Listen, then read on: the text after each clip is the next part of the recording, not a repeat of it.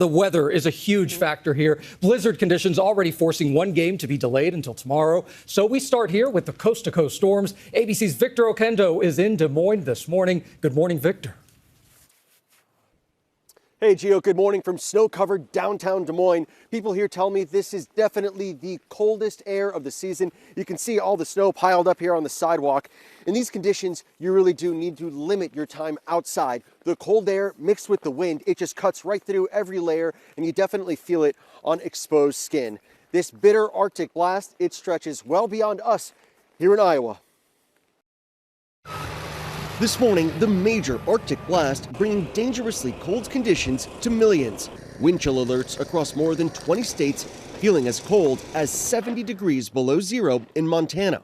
A powerful blizzard blanketing Des Moines, Iowa in nearly 10 inches of snow and bringing power outages to a snow-covered Milwaukee. In Michigan, waves crashing against this pier in St. Joseph, fueled by the storm's intense winds. And in the Northeast, some areas battered with rain and strong winds, leading to flooding like this in New Jersey. In Edgewater, some cars submerged up to their bumpers. ABC News' Morgan Norwood reporting from the Passaic River. And here in Wayne, New Jersey, this parking lot I'm standing in looking more like a pond. For perspective, the Passaic River right across the way here, it's still spilling its banks, sending all of that water here. Farther north, this major storm bringing more rain and flooding. Look at the rough waves along the New Hampshire and Maine coastlines. She's gone! Watch as this historic fishing shack gets washed away in South Portland, Maine. And in Rhode Island, these large waves lashing the coast in Narragansett. This is the view from a plow truck in New York State along Route 400 in Erie County, New York. A travel ban in effect right now for the county and Interstate 90. It will not be safe to be out on the roads. The blistering cold headlining the NFL's wildcard weekend. Whiteout conditions at the Buffalo Bills Highmark Stadium. New York Governor Kathy Hochul postponing the game to Monday as near blizzard conditions lash Buffalo. You gotta love it, baby! And in Kansas City, the Miami Dolphins and Chiefs playing in the coldest game on record for either franchise. Many fans braving the cold to see the game. Kansas City, Miami, the fourth coldest game in NFL history. Speaking of Miami, when we left there to come here, it was in the 80s. Can't believe we are talking about a 100-degree swing, give or take. It's also shaping up to be a rough travel day once again. About 1,200 flights canceled so far today. Gio?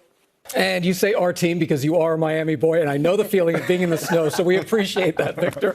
Let's get to storm forecast now from Samara Theodore. Good morning, Samara. Good morning, Gio. A lot of folks affected by this cold air. This is the coldest air of the season. These are wind chills this morning. We're still looking at places like Rapid City, minus 30, so it's feeling like 30 degrees below zero. As a result, multiple National Weather Services have issued wind chill alerts, and look where they stretch from. Up in Billings, Casper, all the way down as far south as the southern tip of Texas.